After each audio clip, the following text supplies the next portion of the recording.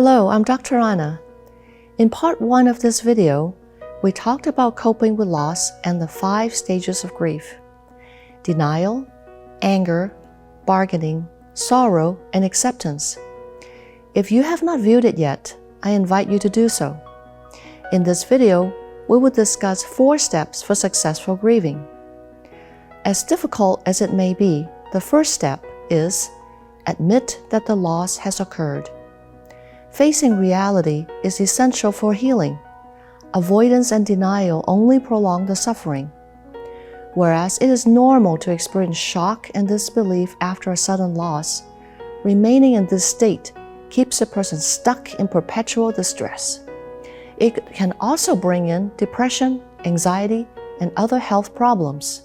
Acknowledging the loss, on the other hand, helps us to accept reality and moves toward healing and peace. You may be familiar with the Serenity Prayer, which asks God to help us to accept reality. God, grant me serenity to accept the things I cannot change, courage to change the things I can, and wisdom to know the difference. Accepting what we cannot change frees us from being stuck in the pain. If you think about it, whether you admit the loss or not, it has happened. Your desire and feelings will not change the truth, but they will affect you. Acknowledging the loss helps us to walk in the truth and moves us toward well-being. The second step in healthy grieving is acknowledge our feelings. Initially, avoiding the feelings right after a loss provides an escape until we're ready to deal with it. This is okay. But continuing to avoid these feelings can lead to greater distress and interfere with our health. Research has shown that just by naming how we feel, our stress response goes down.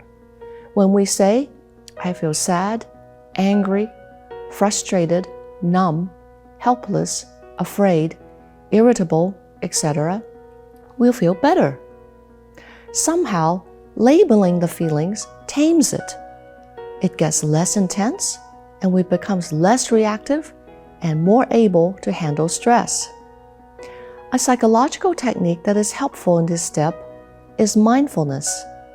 It involves being aware of how you feel, labeling it, and allowing it to pass without doing anything to it. To practice mindfulness, sit in a comfortable, quiet place for a few moments. Close your eyes to minimize distractions. Become aware of any feelings that arise. Identify them by saying, this is sadness, this is anger, etc. Then let the feelings be. Just observe. Don't do anything with them. Do not dwell on them. Don't block them. Don't judge them. Don't analyze them. Don't act on them. And don't fix them. Just let the feelings come, name them, and let them pass naturally on their own. Do not do anything with them. Some people find it helpful to also use slow, deep breathing when they practice mindfulness. You can do this by breathing in slowly and exhaling slowly while naming the feelings in your mind and observing them come and go. If you sense that the feelings have diminished or gone away, then relax in knowing that you're getting better. Depending on the intensity of the grief, you may need to practice mindfulness daily 1 or more times, for a few minutes each time. When the feelings become less intense, you can do it a few times per week. After acknowledging the loss and the feelings, the third step of successful grieving is remembrance. This may include remembering what you miss and not miss about the loss.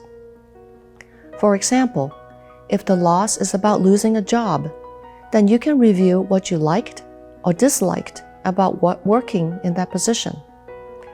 For the loss of a loved one, you may write a letter to the person saying things you wanted to but did not get to say. You can also put up memorial pages on social media, participate in a funeral or memorial service, prepare a favorite dish the person liked, or plant a flower or tree in their memory.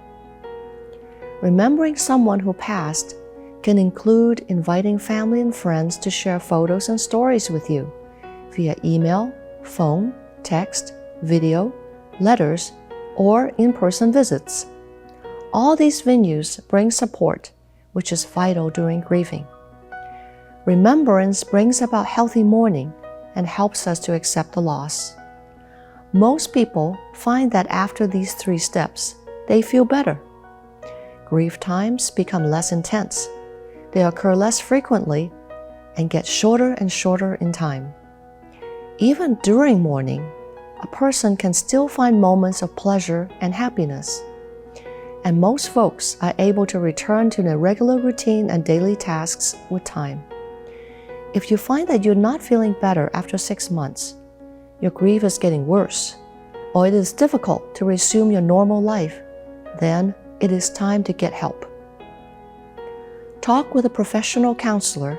If you need help finding one, then get a referral from your pastor or doctor. Unresolved grief can turn into clinical depression or complicated grief, in which one is stuck in intense mourning. Even though everyone has a different timetable for grieving, if the distress is not easing up after 6 months, then it is time to get help. Finally, the 4th and last step is release the loss. Releasing the loss involves setting it free, letting go, and saying goodbye. In many cultures, a ritual for releasing the deceased is to scatter the ashes.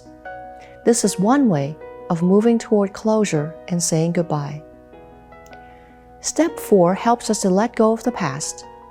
It is letting go of what can no longer be and accepting reality. This step allows you to release the pain so you can heal and move on with life. It does not mean that the person who died is any less significant to you or that you're being disloyal to the loved one. If the person cared about you, they will want you to be well and to be free from despair.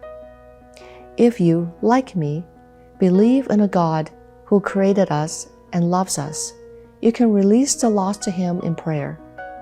I gave a demonstration of the prayer of release in the video Overcome Anxiety Part 2.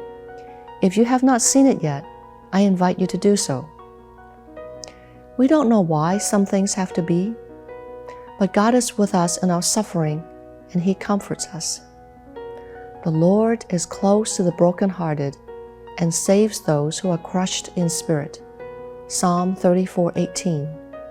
We also know from Romans 8:28 that He redeems our pain and changes us.